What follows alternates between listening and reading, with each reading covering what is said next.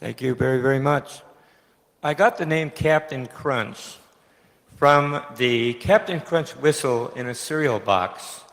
This particular whistle sends out a 2600 hertz tone, which took control over the AT&T long lines of the United States telephone system, affectionately known as Ma Bell, then a monopoly, and calls during that time were very expensive.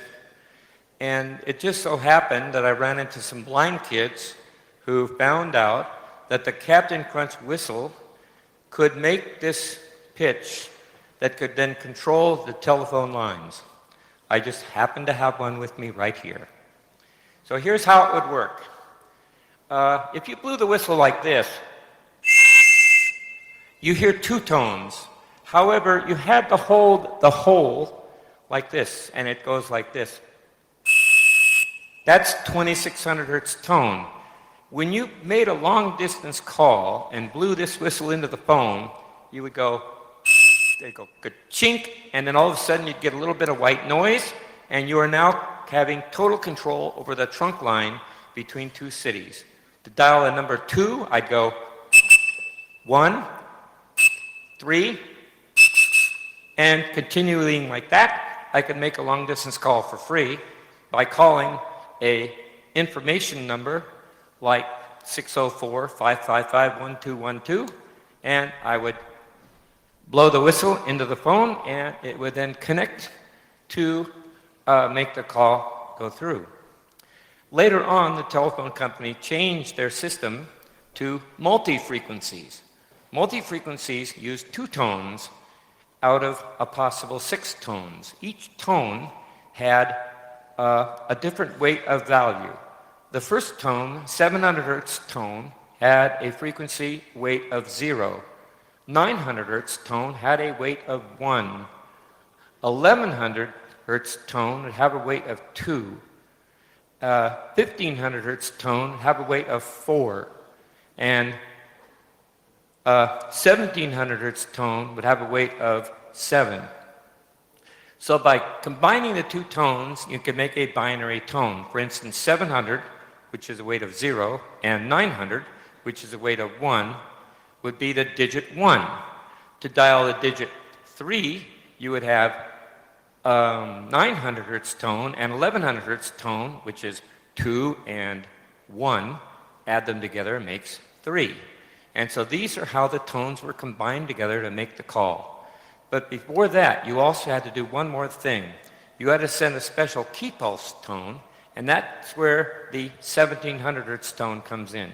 When you send it 1700 hertz tone, that particular tone, along with 1100 hertz tone, would be called the key pulse tone. And that is the beginning of a call. So if you dial a number, you have to dial key pulse, the area code, and the number, and then a start tone, which is another 1700 plus 1500 hertz tone, and that would cause it opening and the number and close. And the reason why you had to sandwich the number between the key pulse and start is because of the mechanical switching system used by the phone company back in the day. Because they had 3-digit numbers, they had 4-digit numbers, they had 5-digit numbers, they had 6-digit numbers, 7-digit numbers, and 10-digit numbers. And you had to have a way of knowing the beginning and ending of the number, whether that number would be a 3-digit number or a 6-digit number. And that's how the blue box became sort of like my ability to take total control over the phone system. Early on, of course, I got in trouble for doing it because I got, basically what happened was Steve Wozniak, co-founder of Apple Computer, saw a magazine article. It's called The Secrets of Little Blue Box by the Esquire magazine article. It was sitting on Steve Jobs' desk in his living room. And Woz took that magazine article and he couldn't believe it. He thought it was just false until he went to the Stanford Library and he found out that, oh my God, those frequencies were real. And so he got the Bell System Technical Journal and built a blue box. But the problem with Steve was he is a digital person, and I'm an analog person. But when you send a digital tone down the phone line, you can cause all kinds of problems. And if you use his blue box would cause the phone company to catch on to the trick pretty quickly. One of my acquaintances bought Steve Wozniak's blue box and got busted for using it. And my phone number was in his address book. Against my advice, he did not memorize my phone number. And against my advice, he bought Steve Wozniak's box. And it was that box that got Richard in trouble and which eventually led to the FBI catching me. Going onward now, I'd say about maybe 4 or 5 years later, I was very interested in wanting to know all the 800 numbers in Washington, D.C. So I scanned and I found out there are 10,800 numbers in Washington, D.C. I called every single one of them. And in my attempts to call these numbers, I found all kinds of very interesting things. I found computer access numbers.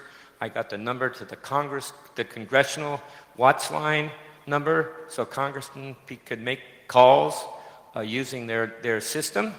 And I also got this very rude person that answered the phone. And this person was extremely, very hostile toward me. I said, "What number did I dial?" And he says, "Get off this line." Oh, okay. So it kind of raised a few red flags with me. So a couple hours later, I called him back and I said, "This is White Plains 4A Toll Switching Center. We have a translation problem on your number. What number have we reached?" And the person said, "You've reached the White House CIA crisis hotline number." This was in 1974. President Nixon was president at the time. And so I went ahead and I used the blue box to tap the line and waiting for a call to come in. And a call came in saying, "Olympus, please." And sure enough, Nixon's voice came on the line. And Olympus was his name, his code name. So a couple weeks later, I go to a phone freak party. One of my friends got that number. I gave it to him. I didn't care about it. And he decided to call that number. I said, "Before you do, you better loop through a number of switching centers before you actually make that call." He did. He got the president on the line, and he said, "Olympus, please." And the person said, "One moment, sir." Nixon came on the line and my friend said, "Sir, we have a problem. We have a shortage of toilet paper in Los Angeles." And this was the first recorded instance of being able to punk the president. And so this is kind of like the story. And I published it on my website for the very first time in 1997. And that's when I put my website online. At the time, I was on a system called the WELL. It stands for Whole Earth Electronic Link. So I was well.com/crunch. And that was my first website. And in my first website, I talked about the story. And since that time, my website has been expanding and expanding. Well, that's sort of like my old stories about what I'm about. And now let's talk a little bit about the present and the future, and then I'd like to open it up for questions. Let's talk a little bit about security and privacy. We all know what happened 2 years ago when Edward Snowden went to Hong Kong to meet with the reporter and talked about releasing all those NSA documents. One of the documents, of course, was the PRISM project, where the NSA was tapping and getting direct feeds from Facebook, Twitter, Apple, Microsoft, and all the other companies that were in bed with the NSA. And they had a hotline. The NSA could actually access those servers totally unfettered. And Glenn Greenwald, along with Porteous, was in Hong Kong where they released that information. This was depicted in a movie called The Citizen 4. If you haven't seen the movie, go watch it. It's fascinating. So as far as the NSA goes, if they want you, they've got you. They own your computer, they own your iPhone, they can activate your camera, they can activate your microphone, and they can activate your microphone also on your laptop, also on your desktop. They own it, and they have ways of getting into your system, and there is just no way that you can keep them out of your system. So the best and the most secure way that you can communicate is get a little thumb drive with Tails, T-A-I-L-S. This is a small, little, compact, little Linux operating system on a thumb drive. You boot from the thumb drive, and you're totally removed from all of the other aspects of the computer that you're actually hosting. Your keyboard monitors don't work anymore, and so that's the most secure way. And on Tails is where you would keep your PGP keys. PGP stands for Pretty Good Privacy. PGP's been around since the mid-90s, and now I want to go into some of the more up-to-date programs. The problem with PGP is it's very hard to use.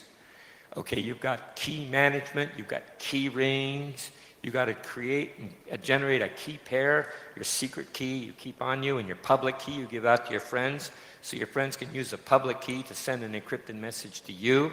And all in all, it's very difficult to use, even though most browsers today will have PGP plugins, so you can actually use PGP with your Gmail and all of your other types of email messages on there.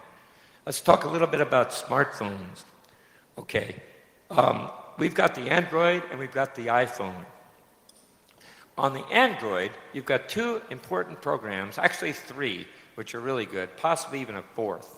The first program is called Red Phone. That program is recommended by Edward Snowden as the most secure communication voice system that you can get today. Along with that is a text application called Text Secure or Secure Text. I don't recall what it is.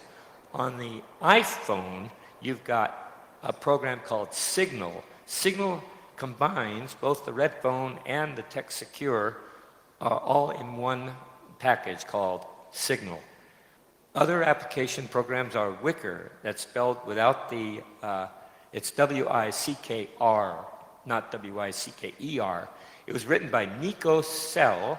She's a woman, and she is a person who has no love for the NSA. She is a DEF CON attendee since day one. And she wrote this program, and she's got it on the Android, on the Apple, on the Macintosh, on the Windows, on Linux, and of course the iPhone. Other programs you have are, this one's written by Russians. It's called Telegram. Very good, secure program. Then you, of course, have got WhatsApp. Allegedly, WhatsApp is supposed to be secure. Not anymore. Not since Facebook got a hold of it. There goes your neighborhood. And of course, you wouldn't trust Skype, and certainly wouldn't trust Facebook Messenger or any of these other application programs anymore. But that's kind of a rundown on the programs you can have and available for your iPhone today. I highly recommend you get into the habit of using these programs. They're just as easy to use as you're just using a phone call. It works great. I use it all the time, and anybody wants to get a hold of me on Wicker, my Wicker name is J.D. Crunchman. And so you can anonymously contact me. That way, anybody who contacts me is protected. And if there's anybody that's concerned about me, and because you got to remember that the authorities are watching me big time. And so if you want to remain anonymous and still contact me on Wicker, you can. All I know, you can give me a Wicker name that's totally not related to you, and you can then communicate with me. And so that's pretty much a rundown of all of the applications that are on the smartphone. I think now what I'd like to do is open it up for questions. Does anybody have any questions?